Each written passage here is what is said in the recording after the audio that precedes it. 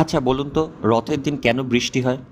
রথের দিন কেন বলরাম, সুভদ্রা এবং জগন্নাথ মাসির বাড়ি যায়? কেন রথে জিলিপি আর পাঁপড় খাওয়া হয়? আসুন, এই সমস্ত সব অজানা তথ্য আপনাদের সাথে আজ শেয়ার করি। নমস্কার, সুধীস ডায়েরিতে আপনাদের সবাইকে স্বাগত। আজ 27শে জুন। সারা বিশ্বে এখন এক অন্যরকম উৎসবের আবহ। পুরীর সমুদ্র তীরে লাখো মানুষের ভিড়, আকাশে গুঞ্জরিত হচ্ছে জয় জগন্নাথ ধ্বনি। আজ সেই মহেন্দ্রক্ষণ যখন জগন্নাথ দেব, তার দাদা বলরাম এবং বোন সুভদ্রা তাদের মন্দির ছেড়ে বেরিয়ে আসবেন। এক এমন যাত্রা যা কেবল উৎসব নয়, এক জীবন্ত কিংবদন্তি। রথযাত্রা, যা আমাদের কাছে লর্ড জগন্নাথের গুন্ডিচা মন্দির মানে মাসির বাড়ি যাত্রার উৎসব। কিন্তু এই যাত্রা শুরু হওয়ার আগে এবং পরে কি হয়, কি কি নিয়ম বা রিচুয়ালসের সাথে জড়িত, আসুন আজ সেই সমস্ত তথ্যগুলো আপনাদের সঙ্গে শেয়ার করি। রথযাত্রার মূল আকর্ষণ হলেন তিন ভাই বোন, জগন্নাথ, বলরাম এবং দেবী সুভদ্রা। প্রথমে বলরাম, ইনি হলেন সবার বড় ভাই। তাকে বলা হয় বলভদ্র। হিন্দু ধর্মমতে ইনি স্বয়ং শেষনাগের অবতার। হ্যাঁ, সেই শেষনাগ যার ওপর ভগবান বিষ্ণু শয়ন করেন। বলরামকে শক্তি, সাহস এবং জ্ঞানের প্রতীক হিসেবে মনে করা হয়। তার গায়ের রং সাদা, যা পবিত্রতা এবং জ্ঞানের প্রতীক। এরপর আসেন দেবী সুভদ্রা, যিনি এই ত্রয়ীর একমাত্র বোন। তিনি শ্রীকৃষ্ণের ছোট বোন এবং বলরামের বোন।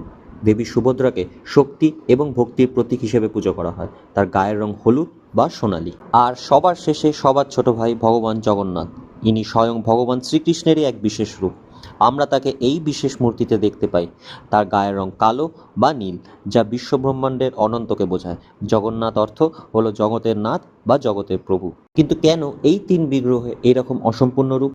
এর পেছনে রয়েছে এক অসাধারণ কাহিনী। কথিত আছে, একবার রাজা ইন্দ্রদুম্ন ভগবানের মূর্তি তৈরি করার জন্য একজন সুদক্ষ শিল্পীর খোঁজ করছিলেন।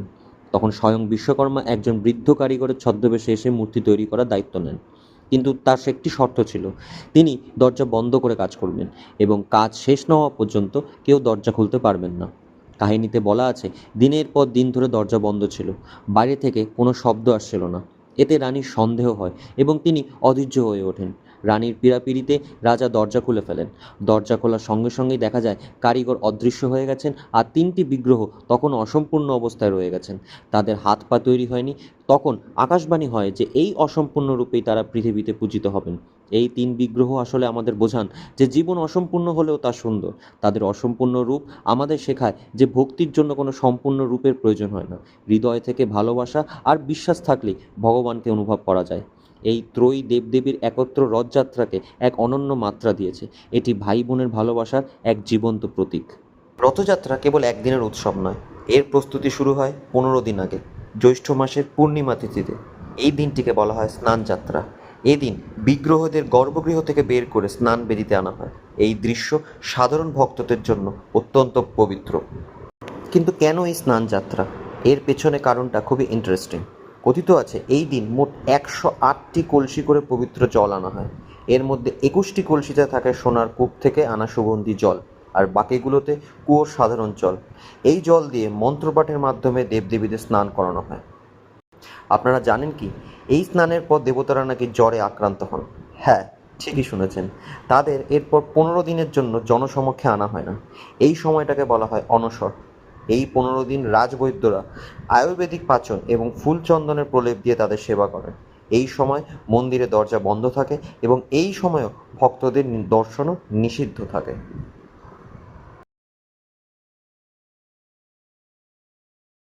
যখন দেবতারা অনশরে থাকেন, তখন মন্দিরের বাইরে শুরু হয় বিশাল কর্মযজ্ঞ। তৈরি হয় 3টি বিশাল রথ। বলরামের রথ তালধ্বজ, 14টি চাকা। দেবী সুভদ্রার রথ দর্পদলন, 12টি চাকা। জগন্নাথ দেবের রথ নন্দীঘোষ, 16টি চাকা। এই রথগুলো প্রতি বছর নতুন করে তৈরি করা হয় এবং এর জন্য কোনো লোহা বা পেরেক ব্যবহার করা হয় না। শুধুমাত্র কিছু ঐতিহ্যবাহী কাঠের জয়নারি ব্যবহার করা হয়। এছাড়াও রথযাত্রার ঠিক আগের দিন, অর্থাৎ আষাঢ় মাসের প্রতিপদ তিথিতে গুন্ডিচা মন্দির পরিষ্কার করা হয়। এই রিচুয়ালকে বলা হয় গুন্ডিচা মার্জল। স্বয়ং জগন্নাথের ভক্তরা এই কাজে হাত লাগান, যার মাধ্যমে ভক্ত আর ভগবানের মধ্যে সম্পর্কের এক অপূর্ব চিত্র ফুটে ওঠে।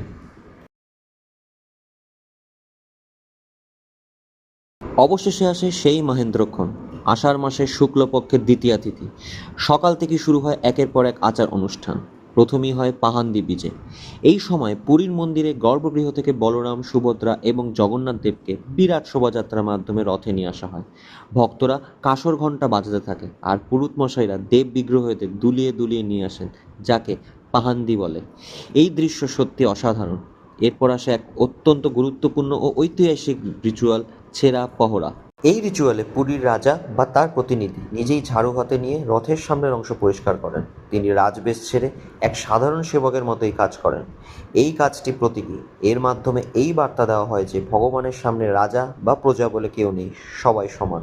এই রিচুয়ালের পর রথ টানা শুরু হয়। এরপর শুরু হয় সেই বহু প্রতীক্ষিত মুহূর্ত, রথ টানা। লক্ষ লক্ষ ভক্ত একসঙ্গে রথের দড়ি টানেন।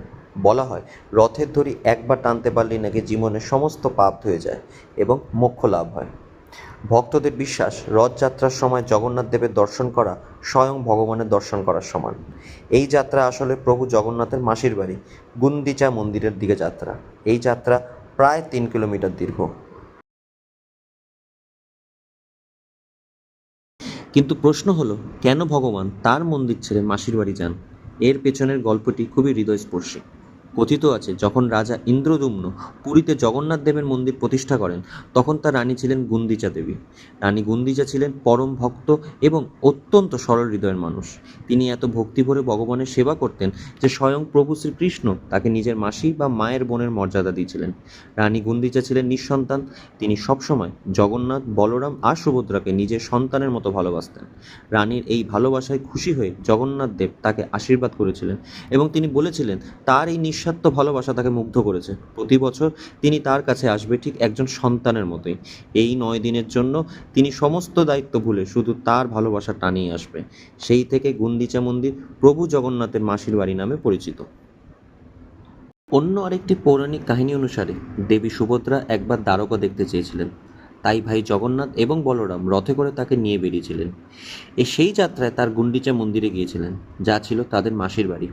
সেখানে মাসি তাদেরকে পোড়া পিঠা নামক এক ধরনের বিশেষ পিঠে দিয়ে আপ্যায়ন করেছিলেন। আজও গুন্ডিচা মন্দিরে এই বিশেষ পিঠা প্রসাদ হিসেবে দেওয়া হয়।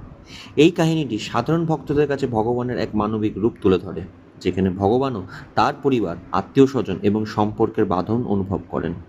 অন্য আরেকটি পৌরাণিক কাহিনী অনুসারে কবার দ্বারকায় শ্রীকৃষ্ণের অষ্টরানী মা রোহিণীকে অনুরোধ করলেন বৃন্দাবনে শ্রীকৃষ্ণ এবং গোপীদের লীলা কাহিনী শোনাতে। কিন্তু এই কাহিনী শোনার জন্য সুভদ্রা উপযুক্ত নন ভেবে মা রোহিণী তাকে দরজায় পাহারা দেওয়ার জন্য পাঠিয়ে দেন। ঠিক সেই সময় সেখানে উপস্থিত হন শ্রীকৃষ্ণ ও বলরাম। তারা সুভদ্রার দুই পাশে এসে দাঁড়ান। সুভদ্রা তাদেরকে ভেতরে যেতে বাধা দেন, কিন্তু মা রোহিণীর কাহিনী শুনে 3 ভাই বোন এতটাই মগ্ন হয়ে যান যে তারা স্থির হয়ে দাঁড়িয়ে থাকেন। ঠিক সেই সময় ঋষি নারদ সেখানে এসে হাজির হন। 3 ভাই বোনকে একসঙ্গে এক মূর্তিতে দাঁড়িয়ে থাকতে দেখে তিনি মুগ্ধ হয়ে যান এবং প্রার্থনা করেন তারা যেন এইভাবেই একসঙ্গে দর্শন দেন। ঋষি নারদদের এই বরকে পূর্ণ করতে জগন্নাথ, বলরাম এবং সুভদ্রা এই মূর্তিতে পুরীতে চিরস্থায়ীভাবে অবস্থান করছেন এবং এই কারণে সুভদ্রা এবং তার 2 ভাই এক রথ করে মাসির বাড়ি যান, যা এই সম্পর্কের এক অসাধারণ প্রতীক।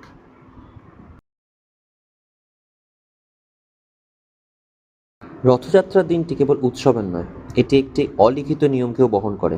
লক্ষ লক্ষ ভক্তের ভিড়, রথ টানার সেই শুভ মুহূর্তে প্রায় প্রতি বছরই দেখা যায় এক অদ্ভুত দৃশ্য। রথের দড়ি টানতে টানতে নেমে আসে ঝমঝমিয়ে বৃষ্টি। ভক্তরা বলেন ভগবানের এই যাত্রায় বৃষ্টি হবে, কিন্তু কেন? এর পেছনের কাহিনীটি খুবই চমকপ্রদ। একবার রাজা ইন্দ্রদুম্ন জগন্নাথ দেবকে স্নান করানোর পর যখন তাকে জিজ্ঞাসা করলেন যে তার কি চাই, তখন জগন্নাথ দেব তাকে জানিয়েছিলেন যে তার এমন একজন ভক্ত চাই যে তার সামনে তারই মতো অহংকার শূন্য হয়ে থাকবে। কথিত আছে রথযাত্রার দিন রথ টানার জন্য প্রথমে রাজা নিজেই ঝাড়ু হাতে রাস্তা পরিষ্কার করেন। এই রিচুয়ালকে ছেঁড়া পহরা বলে, যা আমরা আগেই আলোচনা করেছি। রাজার এই বিনয়ী কাজ দেখে ভক্তরা জয়ের ধ্বনি দিতে থাকেন। সবার মনে তখন কেবল ভক্তি আর আনন্দ। কিন্তু রথ যখন টানা শুরু হয় তখন এই আনন্দ এতটাই বেড়ে যায় যে ভক্তদের মনে কিছুটা অহংকারের জন্ম হয়। তারা ভাবতে শুরু করে যে তারাই ভগবানের রথ টানছে, তারাই তাকে মাসির বাড়ি পৌঁছে দিচ্ছে। এই অহংকারের ভাবনা যখন ভক্তদের মনে আসতে শুরু করে, ঠিক তখনই নেমে আসে বৃষ্টি। এই বৃষ্টির দুটি গভীর তাৎপর্য আছে। এক, অহংকার দূর করা। এই বৃষ্টি যেন ভক্তদের অহংকার ধুয়ে মুছে দেয়। প্রবল বৃষ্টির সামনে রাজা বা প্রজা, ধনী বা গরিব, সবাই সমান হয়ে যায়। বৃষ্টিতে ভিজে সবাই একাকার হয়ে ভগবানের রথ টানে। নিজেদের অহংকার ভুলে যায়। আর দ্বিতীয়ত, ভক্তরা বিশ্বাস করেন এই বৃষ্টি স্বয়ং জগন্নাথ দেবের কৃপা। গ্রীষ্মের প্রচণ্ড গরম আর রথ টানা ক্লান্তি থেকে ভক্তদের স্বস্তি দিতে স্বয়ং জগন্নাথ দেব আকাশ থেকে জল পাঠান। এই বৃষ্টির প্রতিটি ফোঁটা যেন ভগবানের আশীর্বাদ। আরেকটি প্রচলিত বিশ্বাস মতে অনেক ভক্ত আবার মনে করেন এই বৃষ্টি স্বয়ং দেবরাজ ইন্দ্রের শ্রদ্ধাঞ্জলি। জগন্নাথ দেবের এই মহাযাত্রা দেখে দেবতারাও মুগ্ধ হন, তাই দেবরাজ ইন্দ্র মেঘের রূপে পৃথিবীতে আসেন এবং বৃষ্টি ঝরিয়ে জগন্নাথ দেবকে স্নান করান এবং তার প্রতিটি শ্রদ্ধা নিবেদন করেন। সুতরাং এই বৃষ্টি কেবল একটি প্রাকৃতিক ঘটনা নয়, এর সঙ্গে জড়িয়ে আছে ভক্তি, অহংকার, বিনয় এবং ভালোবাসার এক গভীর সম্পর্ক। এটি ভক্তদের মনে করিয়ে দেয় যে ভগবানের সামনে সবাই সমান এবং সমস্ত অহংকার ত্যাগ করে তার প্রতি আত্মসমর্পণ করাই হলো আসল ভক্তি।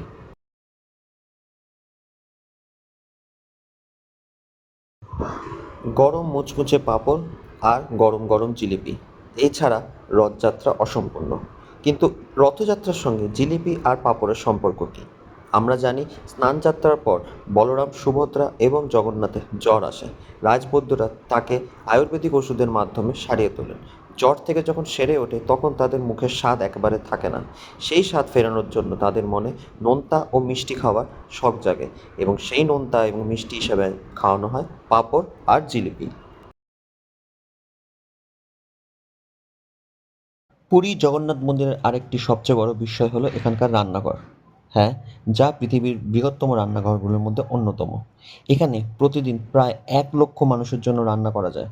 আর সেই রান্নাঘর থেকেই তৈরি হয় সেই মহাপ্রসাদ যা 56 ভোগ নামে পরিচিত। তাহলে এখন প্রশ্ন, 56 ভোগ কেন দেওয়া হয়? 56 ভোগ কেবল একবেলার ভোগ নয়, এটি সারাদিনে মোট 6 ধাপে দেবতাদের উদ্দেশ্যে নিবেদন করা হয়। এই ভোগগুলো নির্দিষ্ট সময় অনুযায়ী দেওয়া হয়, যা দেবতাদের দৈনিক রুটিন মেনে চলে। গোপাল বল্লভ ভোগ, এটি দিনের প্রথম ভোগ, যা সকাল 8:30টায় দেওয়া হয়। এতে সাধারণত ফল, মিষ্টি এবং দুধের তৈরি হালকা খাবার থাকে। সকাল ধূপ, সকাল 10টায় দেওয়া হয় এই ভোগ। এটি একটি সকালের পূর্ণাঙ্গ খাবার যেখানে ভাত, ডাল এবং তরকারি থাকে। এটি হলো সেই বিখ্যাত 56 ভোগ যা মন্দিরের ভোগ মণ্ডপে ভক্তদের সামনে নিবেদন করা হয়। ভোগ মণ্ডপ ভোগ, এটি সকাল 11টায় দেওয়া হয় এবং এটি হলো সেই বিখ্যাত 56 ভোগ যা মন্দিরের ভোগ মণ্ডপে ভক্তদের সামনে নিবেদন করা হয়। সন্ধ্যা ধূপ, সন্ধ্যে 7টা থেকে রাত 8টার মধ্যে এই ভোগটি দেওয়া হয় যেখানে হালকা খাবার ও মিষ্টি থাকে। এবং সব শেষে আসে বড় শৃঙ্গার ভোগ, এটি দিনের শেষ ভোগ যা রাত 11টায় দেওয়া হয়। এতে দুধ, ছানা ও মিষ্টি থাকে। এরপর দেবতারা বিশ্রাম নেয়। পুরীর মন্দিরে প্রতিদিন সারা বছর ধরে দেবতাদের নির্দিষ্ট সময় অনুযায়ী মোট 6 ধাপে ভোগ নিবেদন করা হয়। এই ভোগের পদগুলি তৈরি হয় মন্দিরের বিশাল রান্নাঘরে। তাহলে রথযাত্রার দিন কি হয়? রথযাত্রার দিন জগন্নাথ দেবের রথযাত্রার জন্য বিশেষ ব্যবস্থা করা হয়। সাধারণত ভোগ মণ্ডপ ভোগ বা 56 পদের ভোগটি সকাল 11টার সময় দেওয়া হয়, যা ভক্তদের সামনে নিবেদন করা হয়। কিন্তু রথযাত্রার দিন দেবতারা রথে ওঠার পর তাদের রথের ওপরেও বিশেষ ভোগ নিবেদন করা হয়। এই ভোগগুলিকে বলা হয় ছাদারা ভোগ।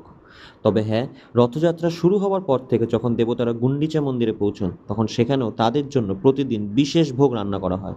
গুন্ডিচা মন্দিরে এই 9 দিন তারা মাসির হাতের বিশেষ খাবার খান। 7 দিন জ্বরে ভোগার পর জগন্নাথ দেবের মুখের স্বাদ বদলের প্রয়োজন হয়। তাই মাসির বাড়িতে গিয়ে তিনি এমন কিছু খাবার খান যা তার জিভের স্বাদ ফিরিয়ে আনে। মাসির বাড়িতে প্রধানত 2টি বিশেষ খাবার দেওয়া হয়। এক, পোড়া পিঠা। এটি হলো মাসির বাড়ির প্রধান আকর্ষণ। পোড়া পিঠা এক ধরনের চালের গুঁড়ো দিয়ে তৈরি করা হয়, যার সাথে গুড়, নারকেল এবং এলাচ থাকে। এটিকে ধীরে ধীরে মাটির তাওয়ায় পোড়ানো হয়, যার ফলে এর স্বাদ হয় অসাধারণ। লোককথা অনুসারে এই পোড়া পিঠা মাসি গুন্ডিচা নিজেই নিজের হাতে তৈরি করে জগন্নাথ দেবকে খাওয়াতেন। আরেকটা খাবার হলো পোড়া চেনা। এটি ছানা দিয়ে তৈরি এক ধরনের মিষ্টি, যা উড়িষ্যার একটি জনপ্রিয় খাবার।